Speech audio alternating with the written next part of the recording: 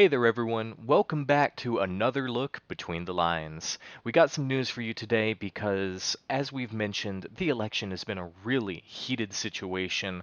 You have both political parties at each other's throats, you have the media covering what they can, and the President-elect Joe Biden trying to do what he can to get ready for the transition with opposition from the current sitting president, Donald Trump. That is creating a lot of waves that's going to hit us down the road, and that's what I wanted to talk about today because there's a bit more that's come from that. So without further ado, let's go. As many of you have probably seen, all over the news, President Trump has made a lot of claims that this election had voter fraud, which is a very serious accusation. And of course, this is not the first time that a president or president-elect has made such claims. However, this is the first time that it's being done quite in this manner, and it's creating some issues that we're going to have to face, but also even more division that our country just does not need right now.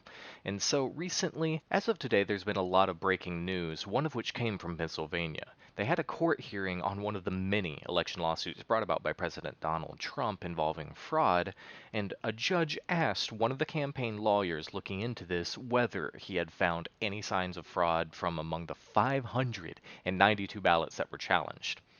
The answer was no. And that's a big deal because Pennsylvania was one of the most impactful states of this election, one of the biggest swing states with the most electoral votes, and was a contentious battleground between President Donald Trump and President-elect Joe Biden. When it came out in Biden's favor, of course, there was going to be recount, allegations, and investigations. However, President Donald Trump is taking it a step further. As President-elect Joe Biden is trying to get his cabinet together and prepare for the transition, President Donald Trump is refusing to cooperate with them to prepare anything for them or help get them ready to lead our country when it's time for them to take the reins on January 20th. So as Joe Biden's team tries to put things together, all we can do as the American people is sit and wait. And while we wait, we ask the question, what's going to happen? Because if Trump really is intent on not conceding this election, while Democratic leaders such as Nancy Pelosi and Joe Biden have promised to escort him out and do what is necessary, that's something that's unprecedented in all of our history throughout the elections that we've had for the past 45 presidents. So we can take a look back at how this is a little bit different from the most recent time something similar happened, which was the 2020 Florida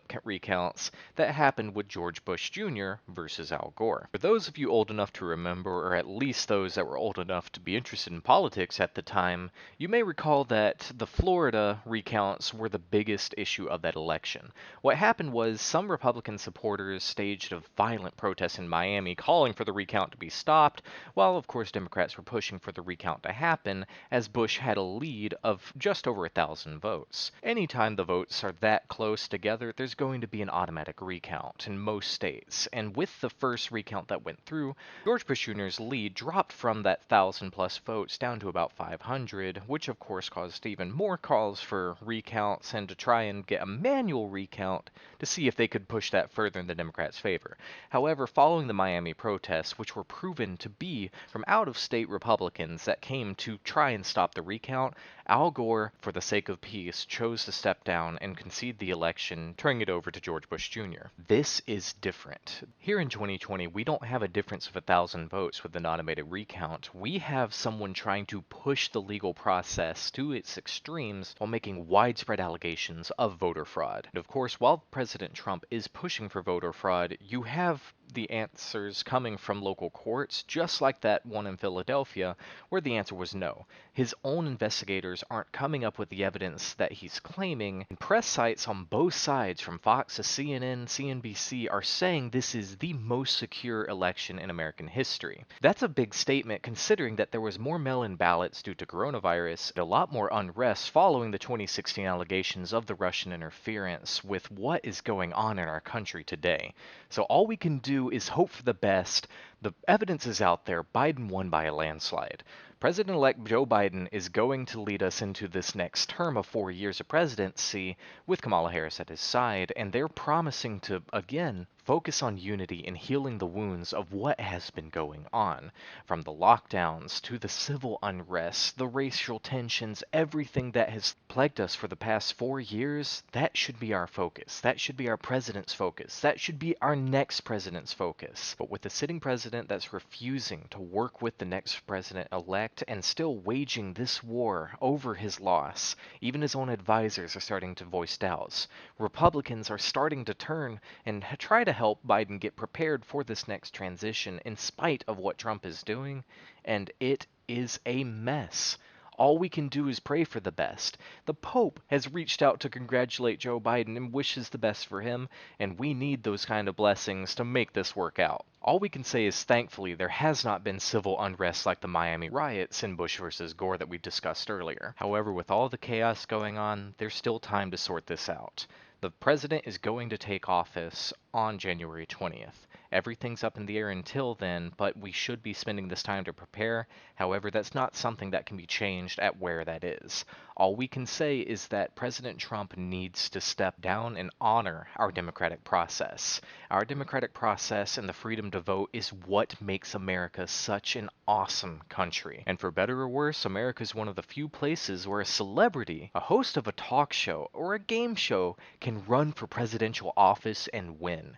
And while it's pretty unconventional, that's how Donald Trump got into office, and his platform was definitely unique. He might end up leaving office in a very unique way as well. Time will tell. But no matter what President Trump does decide to do, the machine that is our government will keep on grinding forward.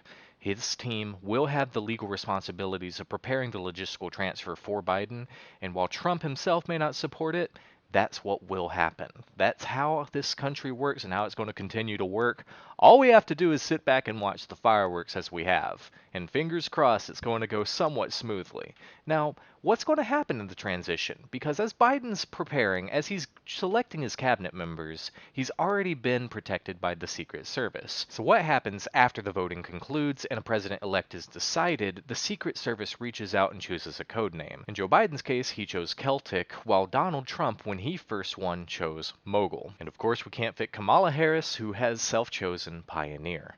Now, as they're getting started, it's fun to know that the president, Joe Biden, is going to be living in the White House itself, while the vice president will be staying about 10 minutes away at the U.S. Naval Observatory. But of course, they'll still do their business, and their main operations will come out of the White House. The vice president will be in the West Wing, while the president himself will be in the Oval Office. Of course, they'll take breaks outside to go golfing, but fingers crossed Joe doesn't spend quite as much time as Trump has. Now, what has happened in the past 4 years cannot keep on happening if we're going to thrive as a country. We all know this. This can be cemented by one of the most widely regarded best presidents that we have had. Barack Obama himself saying that these fraud claims are really undermining our democracy, and that's something we need to think about. If we are going to lock up elections with claims of fraud, if we are going to destroy the trust that we have in our own systems, then what power is going to come from voting? How can you convince the next generation that their voice can be heard, and it has the weight that we all know it does just because someone doesn't want to give up their power? And that's something that we need to stand up against as a people, as a country, and as the United States. And while I touched on this, I do have to reiterate, if there's evidence, come forward with it. If there is proof of fraud, we need to know so we can fix this. All of this goes into being able to trust our systems, being able to trust our government, and being able to trust the process that we the people have the power. We the people of the United States have votes that matter and will lead us to where we want to go. So tell us what you think down in the comments below. Is this right? Are these allegations going to go somewhere, or is this just hot smoke? And what will Trump do after the hot smoke clears and he's standing there with nothing left? Tell us, let us know in the comments, and let's talk about it, because it's one of the greatest freedoms that we have here in America, and we'd love to hear what you think. So please leave that comment, share your thoughts or what you think we should look into next, and of course hit that like button and subscribe so you know the next time that we come up with a video on something else that needs to be talked about. Of course, thank you all for joining us as we take another look between the lines. Take care.